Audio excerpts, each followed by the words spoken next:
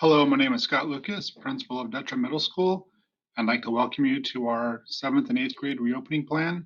The purpose of this presentation is to provide you information on how we plan to safely return 7th and 8th grade students to the Dutcher campus. I am very fortunate to have a very strong administrative team here at Dutcher.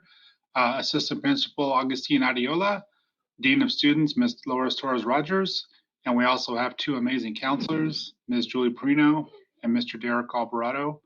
We all work together to support our students and parents. Our front office staff is here to support our students and parents. Many of you have probably spoken to many of the individuals here on the screen.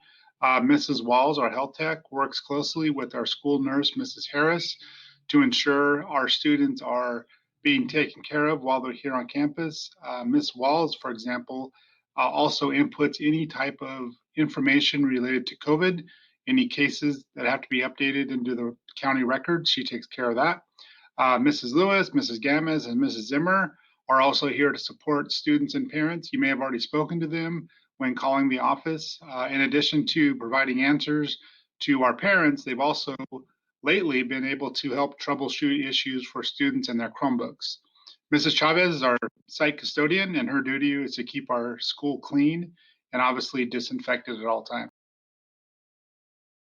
Our Student Services Office is also here to provide supports to our students and parents. The Student Service Office works under the direction of Ms. Torres-Rogers, our Dean of Students. As you see, we have 4 campus supervisors. Mr. Pereira is our coordinator of campus supervisors. He, along with Mrs. Delgado, are full-time campus supervisors. Mrs. Dominguez and Mrs. Hernandez are both 2-hour campus supervisors. So again, they're here to ensure the safety of our students and staff. Also, Mrs. Kelly works in the Student Services Office to provide answers for parents who have any concerns or questions about safety or discipline issues. This slide shows the new schedule that students will be following when students are able to return to campus. As you see, there are 2 groups. There's a purple and a teal group. Purple group consists of students with the last names A through L. Teal group consists of students' last names M through Z. So for example, if a student has selected the blended or in-person model, they would attend classes on campus Monday and Thursday. Students in the teal group would attend in-person instruction Tuesdays and Fridays. Wednesdays will continue to be a distance learning day for all students. Students on the distance learning model will continue to attend all classes online from home Monday through Friday, but they will follow this new bell schedule. So students on the blended learning or in-person instruction model, for example, the purple group, if they're attending their in-person instruction on Monday, the teal group would be attending online at home at the same time. Students on Tuesday, for example, the teal group would be in person. The purple group would be following online at home at the same time. So teachers will be teaching both the students in person and online simultaneously. For students attending in-person instruction, there will be 2 entrances for students to enter. These are both in front of campus, so you'll access these entrances from the Colorado parking lot. We will have campus supervisors and administrators there to ensure that students are socially distanced as well as wearing their mask as they enter campus. In-person instruction, there will be 2 entrances for students to enter. These are both in front of campus, so you'll access these entrances from the Colorado parking lot.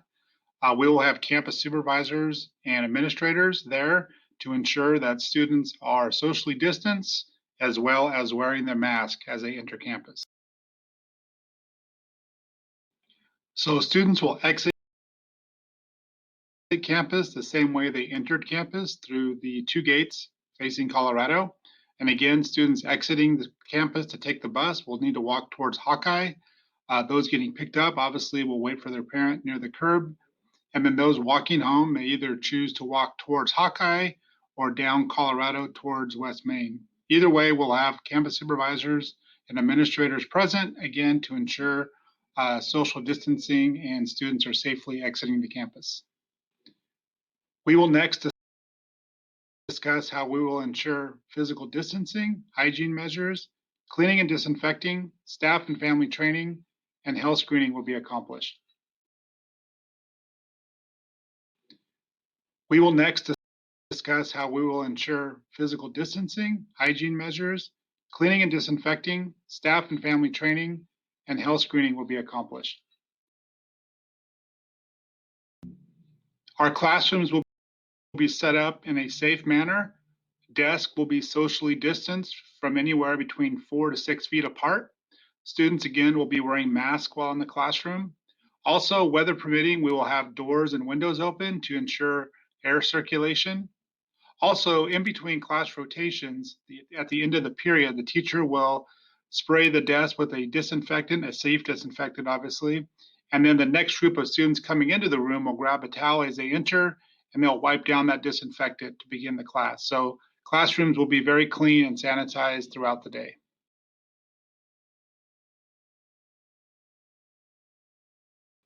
Non-classroom settings such as restrooms will be closely monitored. As you see in the photos above, the sinks and urinals and toilets will be marked every other. So students, again, while inside, will have socially distancing. We will also monitor the number of students that are entering into these restrooms throughout the day. We'll have campus supervisors and administrators monitoring the usage. We will ensure healthy hygiene practices are being followed every day. Students will be reminded to wash their hands, obviously, when they use the restrooms. We will also have sanitation stations inside of each classroom. So every time students enter a classroom, they'll have to sanitize their hands. There's also signage and visual reminders throughout the campus and in classrooms.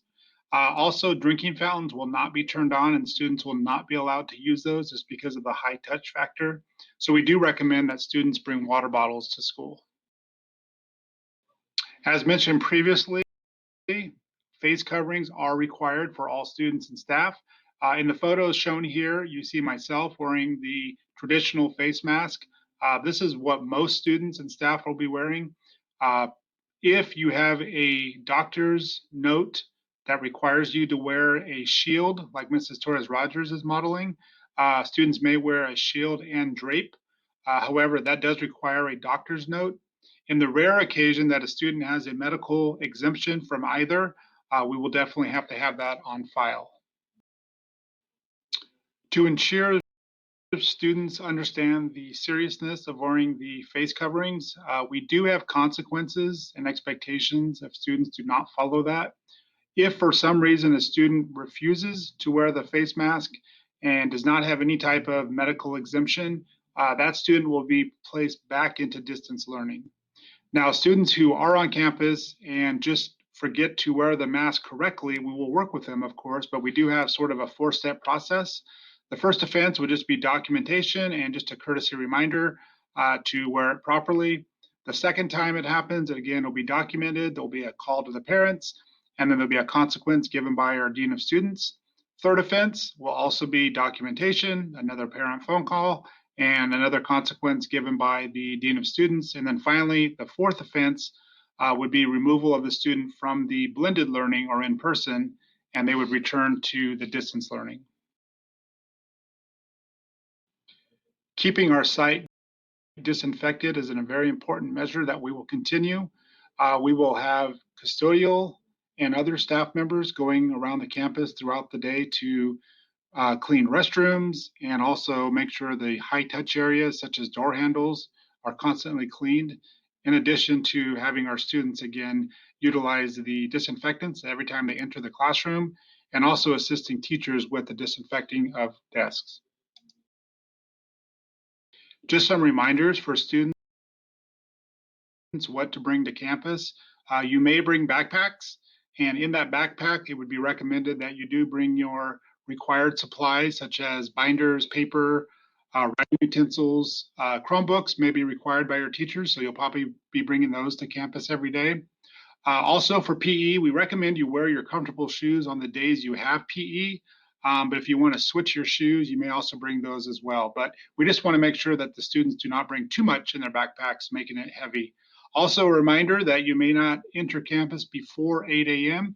So we ask that you not arrive to campus too much before 8 a.m. to ensure we don't have loitering. The health and safety agreement forms, which are shown on the screen, are required for all students that will be attending in-person instruction. These forms can be filled out electronically by the links here. You can also find these links on the district webpage, or you can also fill these out by hand. We have these forms in the office, and we will probably be mailing these home once we verified all the students that will be attending in person. But again, these are required to be completed before the student begins in-person instruction. That concludes the presentation. I hope you found this useful. If you have any questions, please do not hesitate to reach out to me either by email or by calling the school office phone. Again, we are looking forward to seeing your students return to the Dutcher campus.